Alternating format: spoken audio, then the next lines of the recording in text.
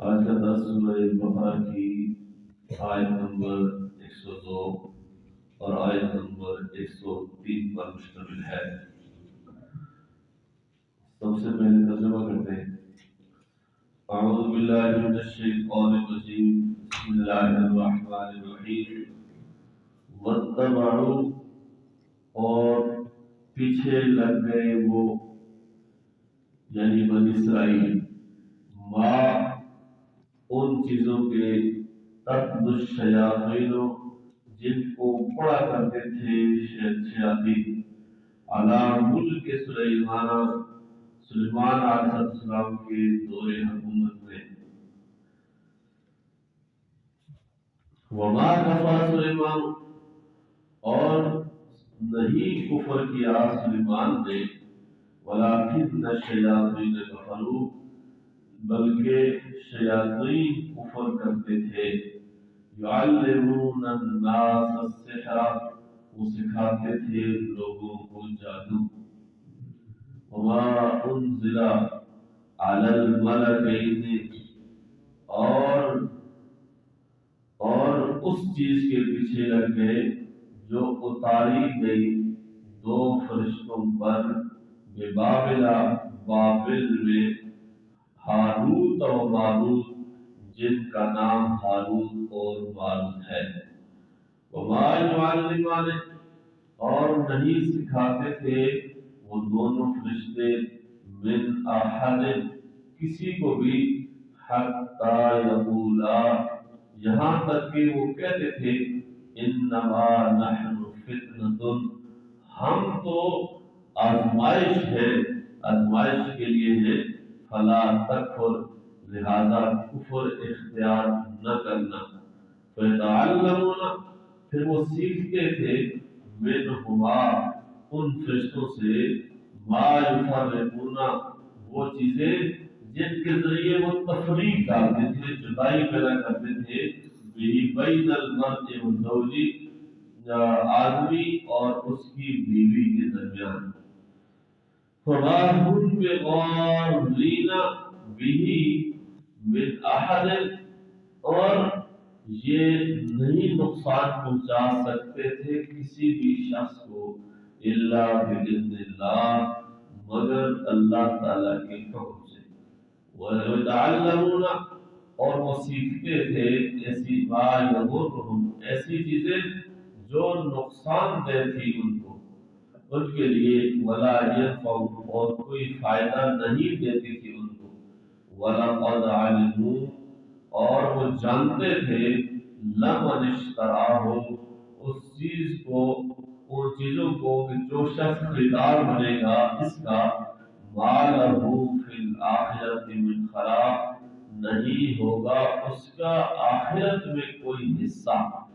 وَلَبِئْسَ مَا، اور بہت بری چیز تھی وہ، شَرَوْا بِهِ أَنفُسَهُمْ، کہ بیچا جس کے بدلے انہوں نے اپنی جانوں کو، لَوْ كَانُوا يَعْلَمُونَ، کاش کہ وہ جانتے ہوتے۔ وَلَوْ أَنَّهُمْ آمَنُوا، اور اگر وہ ایمان لے آتے، وَاتَّقَوْا، اور تقوی اختیار کر لیتے، تو لَمَثُوبَةٌ، تو بدلہ پاتے، من عند اللہ، اللہ کی طرف سے، خیر، بہت اچھا، لو كانوا يعلمون، کاش کہ انہیں علم ہوتا۔ ان آیات میں اللہ تعالیٰ نے یہودیوں کی ایک اور بدعملی کی طرف اشارہ فرمایا ہے، اور وہ یہ ہے کہ یہودی جادو ٹونے کے پیچھے لگ گئے تھے۔ واتبعوا، اتباع سے نکلا ہوا ہے، اتباع کا ہونا پیروی کرنا، پیچھے لگ جانا، تو وہ اس طرح کی چیزوں کے پیچھے جو شیاطین وغیرہ کرتے تھے، ایسے جنتر منتر، تو ان کے پیچھے لگ گئے۔ تو ایسا ظاہر سی بات ہے، جادو جس میں شرکیہ کلمات ہو اور کفر کی آمیزش ہو، تو ظاہر سی بات ہے پھر کفر ہے۔ اس طرح کی چیزوں کو پیچھے وہ لگ گئے، اور وہ حضرت سلیمان علیہ السلام کے بارے میں بھی یہ سمجھنا شروع ہو گئے کہ یہ جادوگر ہے. اس لیے اللہ نے اس کی صفائی کی ہے کہ وہ شیاطین وما کفر سلیمان ولکن الشیاطین کفروا. تو سلیمان نے کفر نہیں کیا، یہ کفر کون کرتا تھا؟ شیاطین کرتے تھے. اس لیے یہ والی بات حقیقت بتا دی. اور کفر کس طرح کرتے تھے؟ یعلمون الناس السحر، لوگوں کو جادو سکھاتے تھے. یہ اس وقت سے سلسلہ چلا رہا ہے. آج ہمارے ہاں بھی یہ چیز موجود ہے. وہ لوگوں نے بتایا کہ نقش سلیمانی انگوٹھی اور عجیب قسم کی چیزیں لوگ جو ہے اس طرح کی اصطلاحات آج ہمارے معاشرے کے اندر یہ پائی جاتی ہے. اور اس طرح کے تصورات یا اس طرح کی چیزیں آج ہمارے یہاں بھی یہ سب چیزیں موجود ہیں. تو یہ ان کا ایک سلسلہ تھا، انہوں نے کیا. دوسرا خود بھی یہ کرتے تھے کہ سلیمان علیہ السلام کو انہوں نے جادوگر قرار دے دیا اور یہ مشہور کر دیا کہ آخری عمر میں سلیمان علیہ السلام نے بتوں کو پوجنا شروع کر دیا. یہ انہوں نے قصہ مشہور کیا سلیمان کے بارے میں کہ گویا کہ وہ اپنے دین سے بھی ہٹ گئے تھے. عجیب عجیب قسم کی انہوں نے یہ چیزیں کی ہیں. اور یہ بابل عراق کا شہر ہے، یہ وہاں کا یہ واقعہ ہے. اور نمرود بھی اسی جگہ پہ تھا. یہ وہی جگہ ہے جو عراق میں موجود ہے. تو یروشلم پہ جس نے مخت نصر نے حملہ کیا تھا، جس نے پھر یہودیوں کو مارا، یہ بھی یہی کا رہنے والا تھا. تو جو بادشاہ ہوتے تھے نا عراق کے، تو ان کا نمرود ان کا لقب ہوتا تھا. نمرود باقاعدہ نام نہیں تھا لیکن یہ لقب تھا. تو یہ چونکہ سلیمان علیہ السلام کے دور حکومت میں وہ جنات اور انسانوں کا باہم میل جو زیادہ تھا، کیونکہ حضرت سلیمان علیہ السلام کو اللہ نے جنات پر بھی یہ سلطنت دی تھی، یہ طاقت دی تھی. تو آپس میں ان کا میل جو زیادہ ہونے کی وجہ سے تو پھر انہوں نے لوگوں کو جادو پہ لگا دیا، ان جنات نے، ان شیاطین نے. تو یہاں یہی حقیقت اللہ نے واضح کی ہے. جادو کے بارے میں پھر وہ کیا کرتے تھے اس کے ساتھ؟ وہ یہ کرتے تھے کہ اس کے ذریعے پھر لوگوں کے درمیان، میاں بیوی کے درمیان تفریق پیدا کرنا، لوگوں میں نفرت ابھارنا، یہ ان کا کام تھا.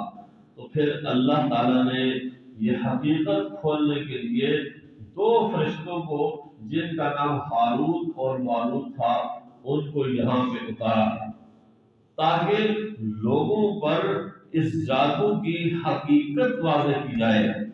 چونکہ لوگوں نے معجزے کو اور جادو کو ایک سمجھنا شروع کر دیا، اس فرق کو واضح کرنے کے لیے اللہ جل شانہ نے ہاروت اور ماروت نامی دو فرشتوں کو اتارا. اور فرشتے اب لوگوں پر وہ جادو باقاعدہ طور پر اس کی حقیقت کھولتے تھے، ان کو بتاتے تھے. تو لیکن یہ نہیں ہے کہ وہ جادو سکھاتے تھے، ایسا نہیں ہے.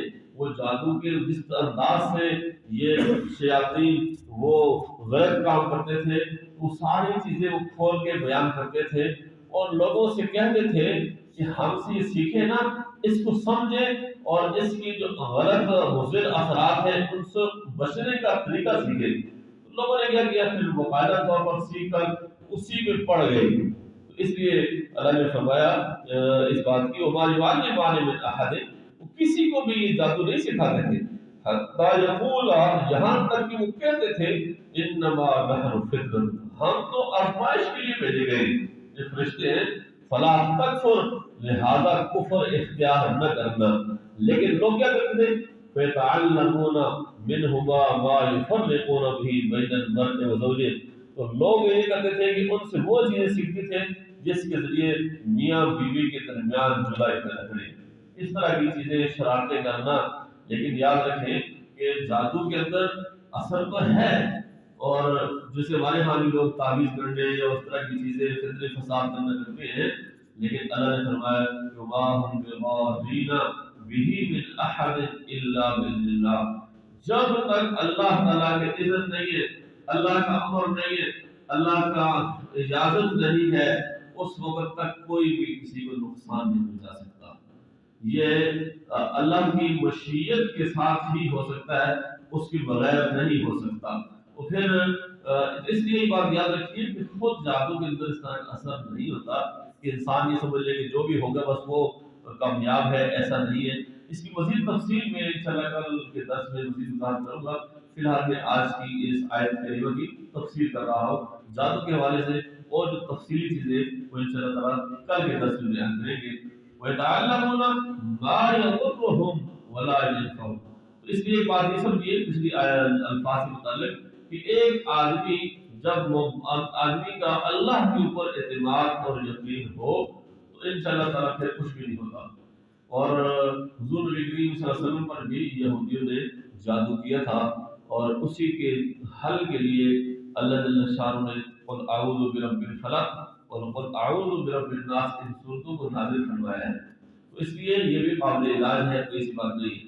وَيَتَعَلَّمُونَ مَا يَضُرُّهُمْ وَلَا يَنفَعُهُمْ، وہ سیکھتے تھے ایسی چیزیں جو خود ان کو بھی نقصان پہنچانے والی تھی اور ان کو کوئی اس سے فائدہ نہیں پہنچتا تھا۔ تو اس لیے اس طرح کی چیزوں کے پیچھے وہ پڑ گئے۔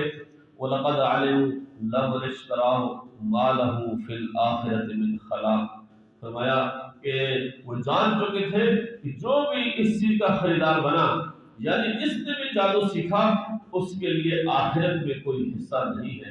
اس طرح کی خطرناک چیز ہے یہ۔ وَلَبِئْسَ مَا شَرَوْا بِهِ أَنفُسَهُمْ لَوْ كَانُوا يَعْلَمُونَ، فرمایا جس چیز کے بدلے انہوں نے اپنے آپ کو فروخت کیا، اپنی ساری صلاحیتیں لگا دی، اور جیسا کہ ہمارے یہاں بھی کچھ لوگ اس کام کے لیے بیٹھ جاتے ہیں اور اسی کو اپنا کاروبار بنا لیتے ہیں۔ جگہ جگہ آپ دیکھو نا اشتہار لگے ہوتے ہیں جادو کرنے کے لیے، بنگالی بابا، فلاں بابا، بڑے بڑے ہاتھ چھپے ہوئے کہ کس طرح کے اشتہار لوگ دیتے ہیں۔ تو فرمایا کہ کاش کے علم ہوتا کہ جس چیز کے بدلے انہوں نے اپنے آپ کو بیچا ہے، فروخت کیا ہے، وہ بہت ہی بری ہے۔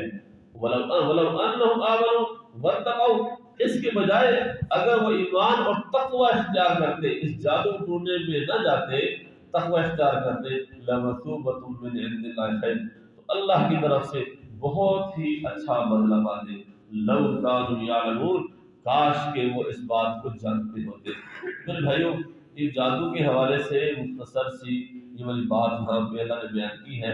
باقی اس کے حوالے سے تفصیلی بات انشاءاللہ تعالیٰ کل کریں گے کہ جادو کی حقیقت کیا ہے، اور جادو کی اقسام کتنی ہیں، اور کس طرح لوگ جو ہے وہ جادو میں اثر ڈالنے کے لیے کیا کچھ کرتے ہیں۔ اس پہ اور بہت ساری باتیں ہیں، وہ انشاءاللہ تعالیٰ کل کے درس میں بیان کریں گے۔